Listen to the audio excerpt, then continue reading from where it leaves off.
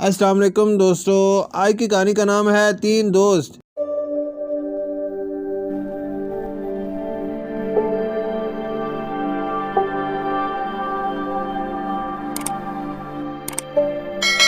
کسی شہر میں تین دوست رہتے تھے۔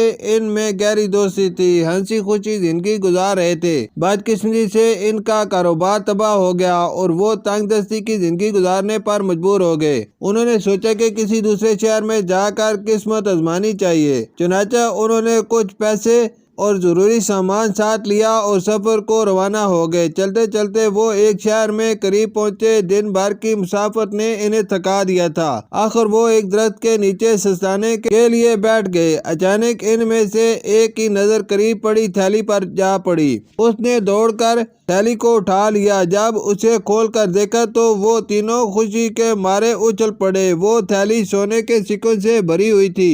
انہوں نے فیصلہ کیا کہ اس رقم کو 3 برابر حصوں میں بانٹ لیں گے۔ اسی دوران انہیں بھوک لگی۔ انہوں نے اپنے میں سے ایک ساتھی کو کچھ پیسے دے کر بازار بھیجا کہ کھانے کا کچھ سامان لے آئے۔ جب وہ کھانا لانے کے لیے روانہ ہوا تو باقی 2 دوستوں کے دل میں لالچ پیدا ہو گیا۔ انہوں نے سوچا کہ جو ہی ہمارا دوست کھانا لے کر آئے گا ہم اسے مار ڈالیں گے اور ساری رقم آپس میں آدھی آدھی بانٹ لیں گے۔ کچھ ایسا ہی لالچ ان کے تیسرے دوست کے دل میں بھی پیدا ہو گیا جو کہ کھانا لانے بازار گیا تھا۔ وہ سوچ رہا تھا کہ تیسرے حصے کی تھوڑی سی رقم سے میرا کیا بنے گا، کیوں نہ میں کھانے میں زہر ملا دوں اور پوری کی پوری رقم کا میں اکیلا مالک بن جاؤں۔ مگر فوراً ہی یہ خیال اس کے دل و دماغ سے غائب ہو گیا۔ اس نے سوچا کہ زہر ملا کھانا کھانے سے میرے دونوں دوست مر جائیں گے، رقم تو میرے ہاتھ لگ جائے گی مگر دونوں کا قتل میرے سر ہو جائے گا،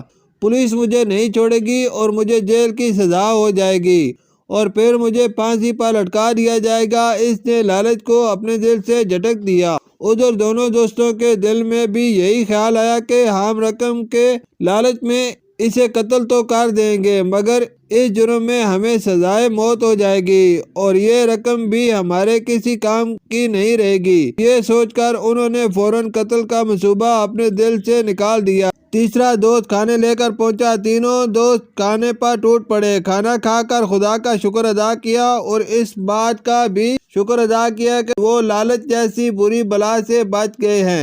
آخر میں تینوں نے تھیلی سے رقم نکالی، پہلے ساری رقم گنی پھر اسے 3 حصوں میں برابر تقسیم کر لی اور خوشی خوشی اپنے گھروں کو روانہ ہو گئے۔ اس طرح وہ تینوں عبرتناک انجام سے بچ گئے۔ شکریہ۔